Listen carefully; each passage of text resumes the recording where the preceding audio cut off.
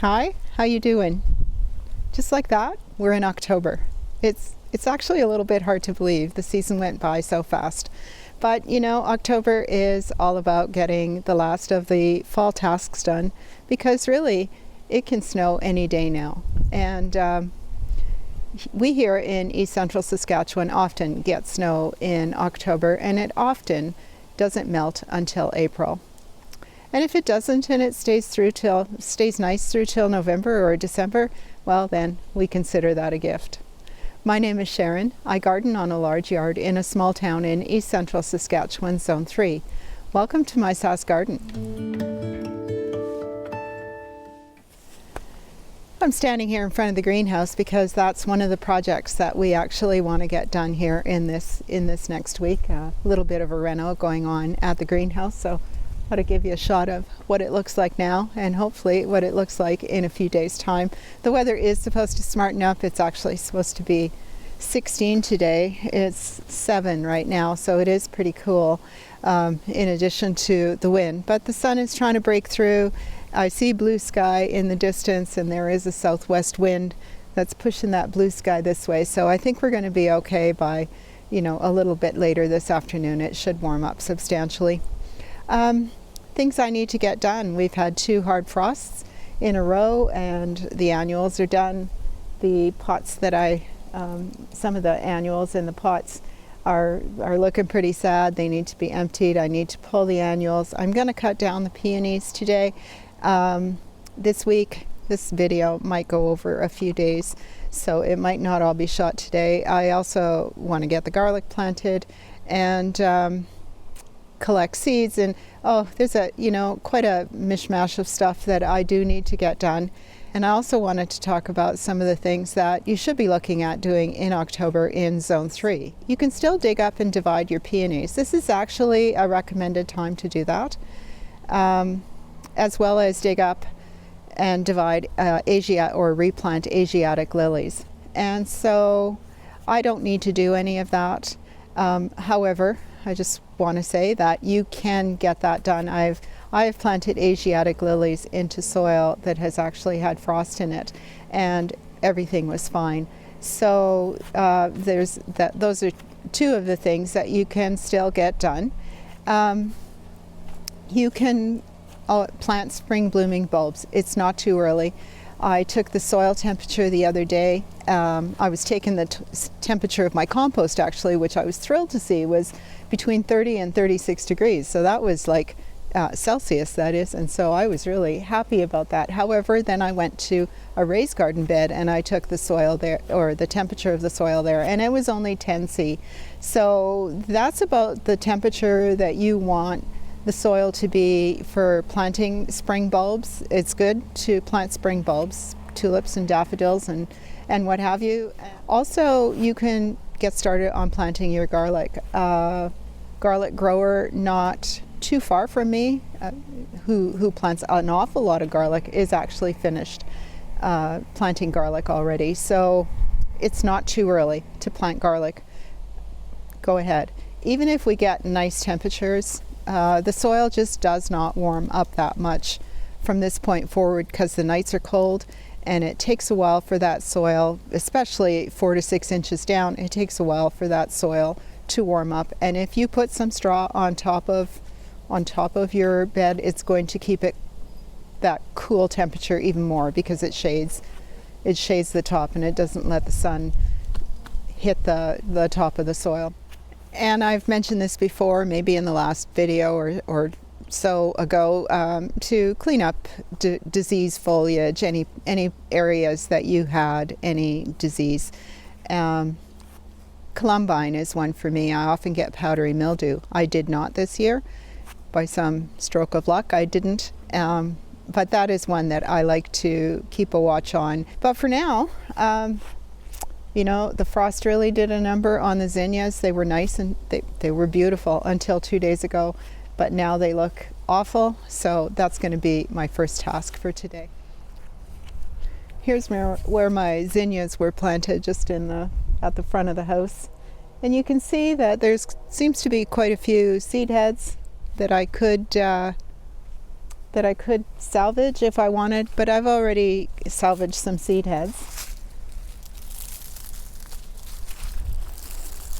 But you want to look for something like that and quite dry. If I was going to save these, I would actually put them somewhere to dry even more. I'm going to leave the Dusty Miller because it actually surprises me that it is as droopy looking as it is. I don't think it needs water because I have just watered it recently. I don't know. I'll check when I get in there. Maybe it does need water. The ones in front of the garage in the pots look amazing still. Same with the ones along the driveway. They still look good. So I'm not sure what's going on here, why they're looking droopy. They should take more of a frost than 6 degrees or minus 6 degrees, and at the front of the house where it is just a little bit warmer. But anyways, I am going to leave them for now, and I'm just going to pull up these zinnias. They should come up pretty easy, I think. Or let's say, I hope they're... No, maybe not. Oh, that one came up. They have huge root balls. They really did well. I wasn't really expecting this, so this might be a little bit more of a task than I had anticipated. So I just pulled up some tulips as I was pulling up these root balls. The root balls are so big. I don't want to pull up the tulips and daffodils. So I'm going to change my plan of attack here, and I'm just going to cut the zinnias off at the soil surface instead of pulling up the root balls. And by spring, they'll come up easy, or I won't have to pull them up at all. So my Felco should get the job done fairly quickly. These are Felco number 6. And you know, if you have a small hand, I have small hands, and these fit my hands so nicely, and they're so easy to use. I really, really love these. I also noticed that it is quite dry in this bed, and so I think I was going to pull up the drip watering that's in here, but I think that I will give it one last watering for the Dusty Miller before doing that. Also in this bed, I mentioned that I have tulips and daffodils. I also have oriental lilies back here. Okay, that's all the zinnias. Quite a few weeds. Oh, I see one more. Quite a few weeds in there though.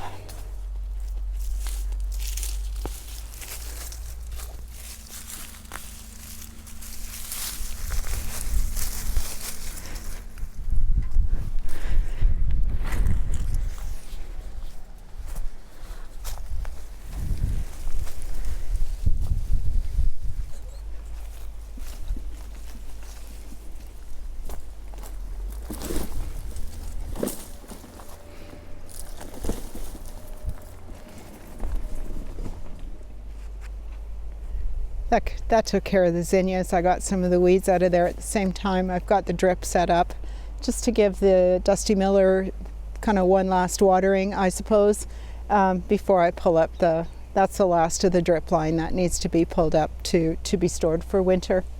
And you'll also notice that I leave the stems of the oriental lilies, and the only reason I do that, they can be cut off now, but the only reason I do that is so that I know where those stem or where the bulbs are planted in the spring, in case I want to get in there and plant something before all the bulbs have sprouted. But as soon as the bulbs sprout, then I remove those dead stems. The bacopa froze. The nemesia did not.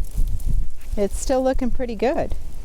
I mean, it's probably not going to do anything, but it's interesting to see how nice and green it still is without really any sign of frost damage just yet.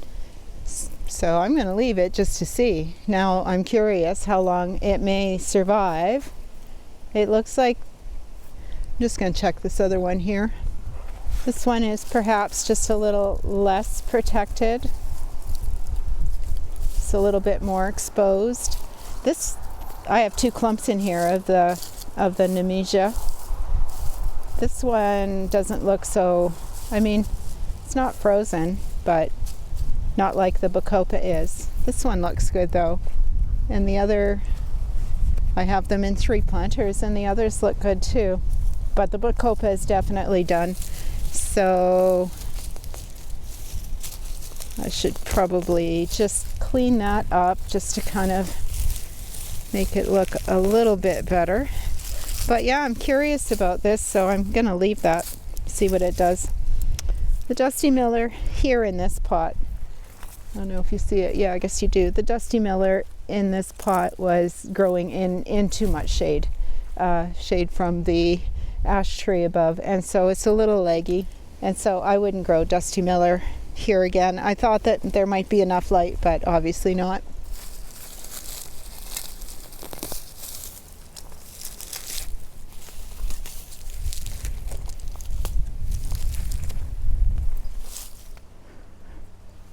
I have 6, 5 of them pulled out really easy, but this one did not, so I'm just going to give that a snip instead of disturbing that too much in there. This one has lots of dead on it. I mean, I'm just doing this now because I'm curious what temperature it will survive. I pulled the geraniums out of these pots just the other day, and brought them into the house to winter, but I decided to leave the Dusty Miller because I know it should take quite a bit of frost. What's surprising me is the Dichondra also seems to still be surviving. Now this is in the front of the garage, south facing, so and under an eave, so it would have a little bit of protection, but it still survived a pretty good cold snap last night, and 3 pots all look pretty good. This one in particular I think looks really good.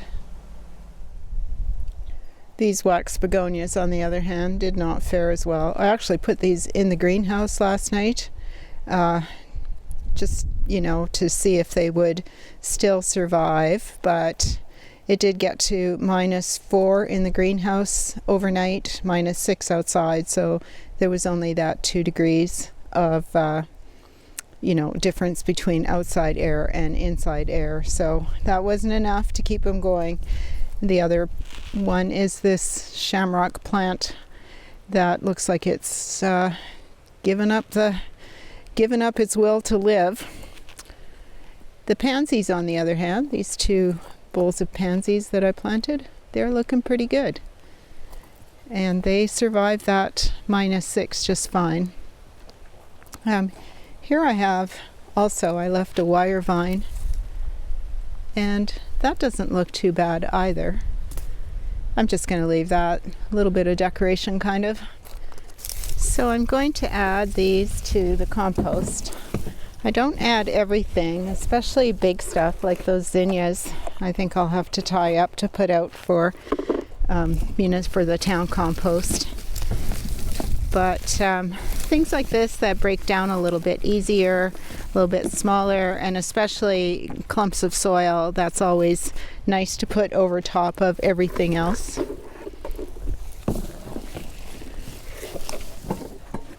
I discovered this morning when I went to move these pots out of the greenhouse that begonia flowers, when they're wet, they really stain.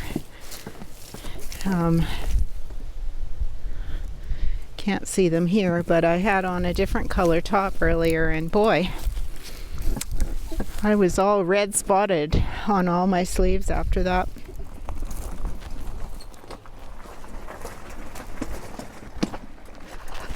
Ah, shit. As I was coming over here, my little red wagon jackknifed, and I spilled everything all over the place. One thing I do like to do with the compost is just kind of get in there and chop it up some. I have a giant sized kitchen knife that I use as a machete that works really good for doing this. It's probably the only thing I use this for. And compost will just break down that much faster if stuff is cut up a little or shredded or something. This works for me. And at the same time, you know, when you put soil on top, which I like to do because that kind of gets the compost working, it just kind of filters that soil down a bit, which also helps. And it mixes the green and brown without me having to you know, get in there and really mix it up. If you do it in layers, it seems to work, kind of like lasagna gardening. I really like this little red dump cart. I got it at Co-op earlier in the year.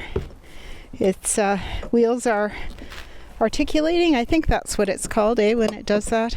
And that's how I jackknifed it, was by doing that, and the weight just went over. Anyways, it's just a simple little dump cart that works really good. And it's very easy to pull. It has no weight to it at all. Okay, I was able to shed a layer. Shed the headband, sun came out, sky's blue, not a cloud in the sky now. So it's going to be a nice afternoon, and that warm weather that they predicted was coming for a couple of days we're supposed to get. Like tomorrow's supposed to be 20, so yay, get some tasks done in the warmer weather. But anyways, it looks like it's on its way. It's going to be nice. So I'm going to get the peonies cut down here in the backyard while it's nice and while it's dry. It's nothing worse than having to go in and cut down wet peonies, I'll tell you. If there's nothing else I get done in the yard before winter sets in, I make sure to get the peonies cut. That's a priority for me every fall. The reason that you want to do it is because it minimizes your risk of disease or fungal issues. And you might have some peony blotch or something on the foliage, and you may not even notice it because that can be pretty small. Powdery mildew is another problem that can occur with peony foliage, and so it's recommended by the American Peony Society and peony growers to cut down the foliage in the fall after a frost or two. I'll show you, I'll get you down there, show you exactly where I cut it and how I cut it. And you know, peonies are really hardy. You don't have to worry about them, you know, that you have to have extra foliage on top for them to survive winter. They are very, very hardy. And yeah, so I'm just gonna bring you down a little closer to where I'm cutting and show you how I go about doing it. Okay, I hope this is going to be close enough for you to see. I'm sure many of you will already know this, but you know, there's new gardeners that just haven't done this before and are unsure about where to cut. So you want to not cut right down to the ground, because you could actually damage eyes that are there for next year. And eyes are just kind of like these wee little red sprouts that might be poking out. So I usually leave maybe, well, you can see right there, I leave about 2 or 3 inches of growth. This is what I cut down last year, and now it's dry and can actually just be pulled out. And then just cut down, I'm going to say 2 inches worth.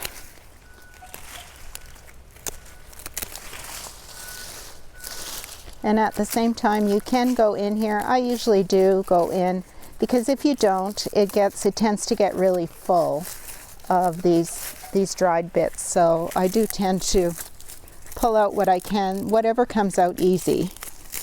I tend to do that.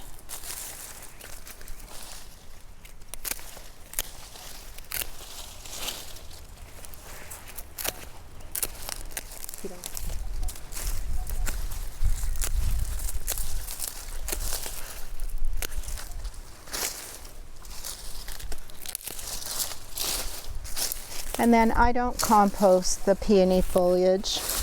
You never know what there might be. Like I mentioned, peony blotch. And you know, there's these 2 little dots on this leaf. and those right there, and that could very well be the beginnings of something. And I know that I'm going to minimize my risk of having disease next year. You don't want to cover this with a whole lot of extra foliage or mulch or anything. You really do just want bare soil there. You don't want this built up over time with soil, because if a peony gets too deep, it's not going to bloom as well. If I were to dump a whole bunch of soil on top of this, over a year or two, it may just stop blooming, or that's when it would actually need to be, people talk about you having to go in and lift a peony because it's been buried too deeply, either planted too deeply, or it's been buried over time. And so I'm going to leave this in my Zone 3 garden, true Zone 3. It's not like I have a microclimate here or anything. And I'm just going to leave this just like this. And I'm not going to have to worry about this peony at all over winter. It's going to be just fine. I should have mentioned that I also have 2 tree peonies. And tree peonies have a woody stem on the bottom right there, and so that they grow from that woody stem, and I do not prune anything off of the tree peony. I leave that until spring. So I'm just going to get going on all the rest of them. There's 9, I think, here in this north border of the backyard. I have peony rings in here, and so I don't like to take them up, because there's actually, for this peony, I actually have 2 rings. They don't seem to make them quite big enough.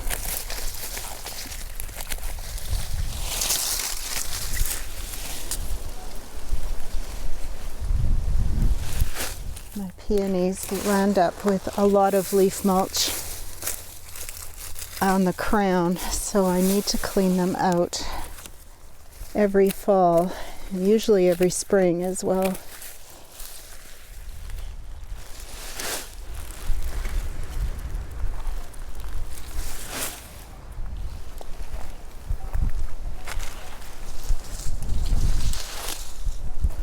Just 3 more left on this back border.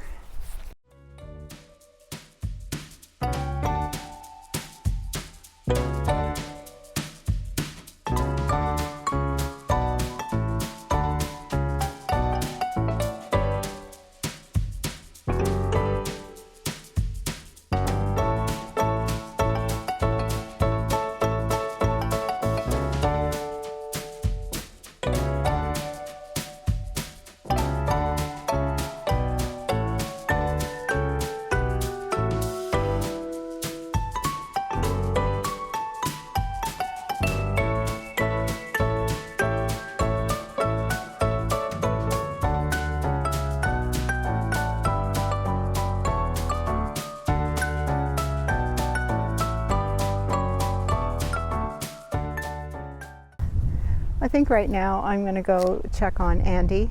He is supposed to be, I think he was going to be starting on the greenhouse. I'm just going to go see how he's doing.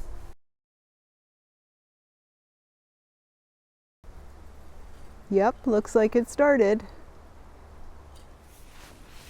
Hi, good morning. It's a new day, and time got away from me yesterday. I came here to the greenhouse to help Andy, and then we continued on getting some of the renovation done. We'll continue on a little bit later this afternoon as well. And then I'll show you the end product, how it looks, and so far I'm really loving it. So I think for now I'm gonna go and plant garlic. It's a nice day, although it's really windy out there again. But you know, bad weather is coming. Today is the 8th of October, and yeah, it looks like after Sunday our weather is just not going to be as nice. I did take the temperature of the soil. I can't remember if I mentioned that yesterday or not when I said that you know, you can go ahead and start planting tulips and daffodils and garlic, and I talked about soil temperature. I did take the temperature the other day, in case I didn't tell you that already, that the soil temperature was 10, which is pretty cool. It cools off a lot at night and it just doesn't heat up as much during the day. Okay, I just went out and checked it, and the soil temperature where I'm going to plant the garlic in a raised bed is 7.5 C, 7.5 C. So, you know, it's definitely cooling down. I'm not worried about planting the garlic, even if it should warm up for a few days. I'm still not worried about it. Now is a perfect time, usually around Thanksgiving, Canadian Thanksgiving, which is the second weekend in October for any of you who may not know. Usually around Thanksgiving is a good time to plant. Some people say the full moon in October, which has been, you know, happened 2 nights ago. It was a harvest moon. It was very bright. And so anyways, everything aligns, I think, and it's time to go ahead and plant the garlic. I took the soil temperature with just a food thermometer, one of these. This works fine. I also have a compost thermometer, which I also used and stuck in the dirt. When I took the temperature, I stuck it down, you know, the full distance, because that's where I'm going to plant the bulb, is right down there.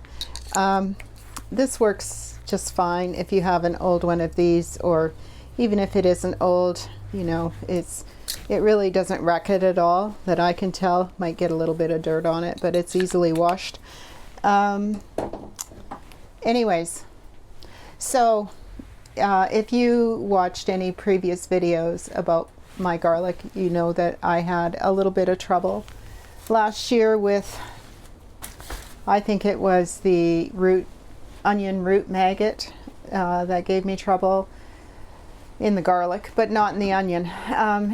Whatever the case was, I had a lot of deformity at the root, and it was sort of busting and it was rotting there. And so I can't say for sure what the problem was. But whatever the problem was, I'm not using the seed. I was able to salvage only a few garlic out of my harvest. I was not able to salvage the seed, so I bought new seed this year, and I ordered the gourmet pack from Costco. They send out 35 bulbs, 5 different variety, 7 bulbs of each. And included in that is German white, which is I've grown this before. The German white is a really nice tasting garlic. It grew well. I didn't find that it had the great storage capability. Mexican purple, which I found was a little stronger. It's also a good garlic. These are a little bit smaller bulbs. These are all hard neck. And then this one is called Dugansky. That's Duganski. I don't know if you can see that right there. This is a very nice tasting garlic. I found it a little bit more mild, but it did not store well for me. But it was still good. This is the one that I'm probably not going to plant any of. I will probably just use that for eating, since I don't have a whole lot of garlic to last me through the winter anyway. This one is Music, which is, of course, my favorite garlic to plant, and I'll probably land up planting all of this. Or at least one whole row, which I think will be 23 cloves. And this is called Russian Red, and this one looks to have definitely the biggest cloves. So I'm gonna plant 3 rows of garlic in the middle of a bed, and it's going to be 20. They're going to be staggered rows, and it's going to be 22 in one row, 23 in the middle, and then 22 again. And I think, like I said, I'll plant all of the Music because I do like it. I like it in particular. It has a nice flavor. It makes really big cloves, and it really stores very well. The Russian red also does. So between those two, I'll probably plant the most. And then the German white and the Mexican, I'll probably split a row and plant, you know, like 11 bulbs of each of those, I think. Okay, so here I've just separated them. This is the Russian red. I separated all the cloves. These smaller ones are you always want to plant the biggest cloves and then save the smaller ones for eating. So I think that's 22 or 23 right there. That's what I'm going to plant. Just going to put them back in this bag so I know what they are. And then I just have some paper bags that I've just labeled them, just so I know what I'm eating, because it's always nice to still, you know, keep doing flavor. Plus these are pretty small cloves, so sometimes, you know, it calls for a clove of garlic, and the music cloves, or those Russian red cloves, can be so big, some of them. Gosh, they're half the size of your fist, so you know, sometimes that's just a little bit too much garlic, if there's such a thing. Wow, it's sure turning out to be a nice day, even with the wind. So I'm all set to go here, and just a quick recap. I've got 3 furrows a few inches deep, and then I'll take each clove and I'll plunge it into the soil, and by the time that's done and I cover the rows back up, that clove sits at about 4 to 5 inches deep. At the same time, after they're planted, I don't know if it'll be right away, but at some point it probably will be right away. I'm going to put a few inches of straw over top of that, and then I have some of that green plastic netting that I will lay over top and hold that down with rebar stakes. The main reason I want to do that is to keep animals out. Last year we had, after I planted the garlic, we had a fox come, dug it up, and buried a duck. And so, you know, I don't want that happening again. Animals do like freshly, you know, soft soil, freshly tilled soil. So that's how I'm going to go about that. I'm going to plant them 6 inches apart. I'm going to start 6 inches from the edge of the bed, so not right up against the edge of the bed. Plant 6 inches apart. The next row will be staggered, and so each clove should have 6 inches of space around it to grow. And so I'm just going to get going on that. I made notes instead of using tags, which always seem to get lost. I made a note instead, kind of a legend, where I have what planted. And my knife, the blade part of the knife, is 6 inches. So that works out pretty good.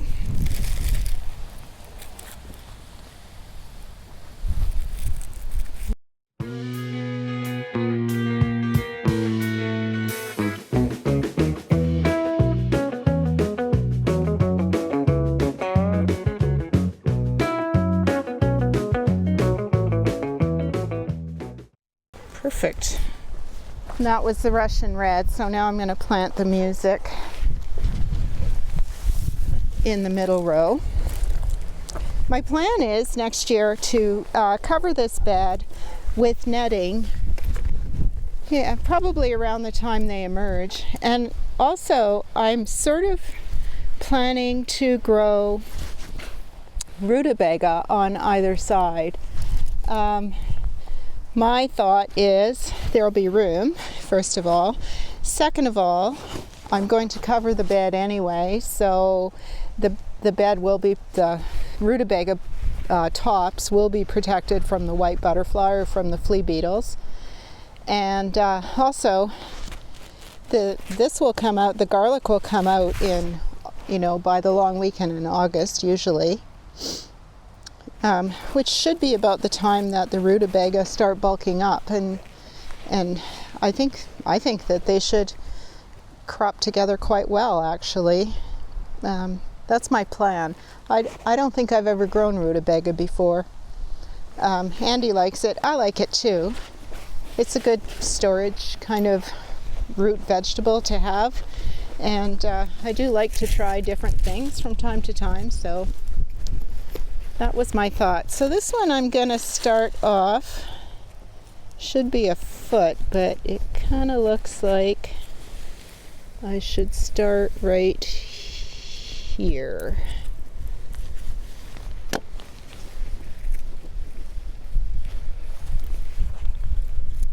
Just a little bit extra soil at the ends like that. And between the bulbs is easily a foot, maybe a little bit, or easily 6 inches, maybe a little bit more.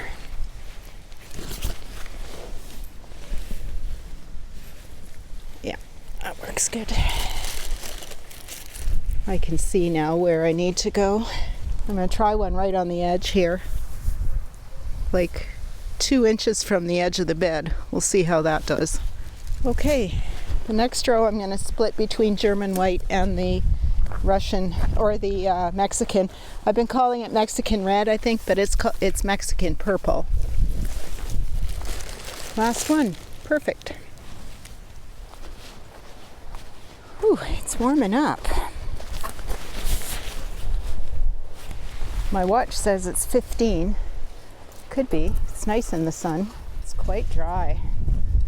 Kind of hoping that we get some rain before the soil begins to freeze. Otherwise, I'm going to hold out some hope for the weekend. Otherwise, I'll probably have to come out here next week and water, because I think the soil will begin to freeze in earnest next week. By the looks of the forecast, anyway. Doesn't look great. Highs of 6, possibility of snow. So I'm going to take every opportunity to stay out here for as long as I can before that happens and enjoy the fall weather. I think it's actually one of my more favorite times to garden, and that's simply because it is cooler, and it's also not buggy. And I don't know, there is that thought that nice weather is going to be leaving us soon, and so you want to enjoy it. You want to enjoy every last minute of it before that all goes away. And so it is more enjoyable at this time of year, I think. This is that green plastic stuff that I was talking about. It just comes in rolls. It's very affordable. You get, I don't know, quite a lot, 20 feet, more than that, maybe 25 feet for maybe $15, or at least it was when I bought it, and it seems to last forever.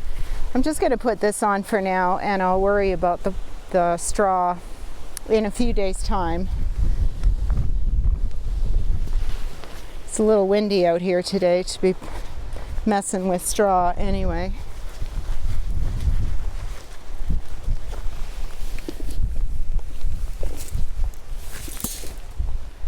Okay, I think Andy should be just about ready to get going on continuing on with the greenhouse renovation. See you in a bit. All right, so it's the end of day 2. I landed up helping Andy with the greenhouse for the rest of the afternoon, and here's what we have going on.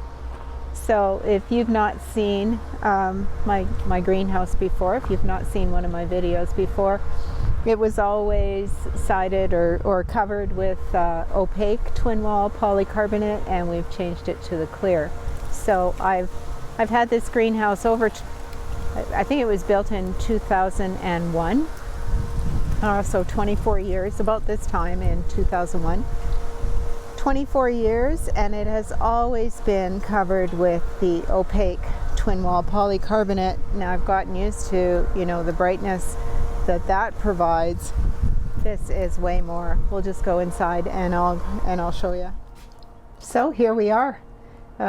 Just like so much brighter. I can't believe it. And the amount of heat that I have in here today, as opposed to probably any other day throughout the summer. You know, that opaque polycarbonate, twin wall polycarbonate, really does cut down the heat gain a lot, which is, you know, that's okay in the hot months, in July and August, that's okay.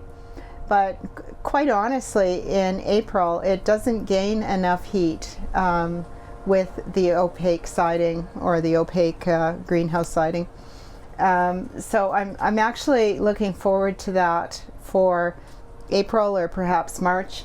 And as well as this time of year, there's just so much more light and heat in here right now than there you know has been any other October in the past. So I'm pretty happy with it. I can't believe how bright, what a difference it is. So we'll see how that goes. I may have to use shade cloth at some point, but that's okay too. Anyways, it's been kind of a long day, a busy day.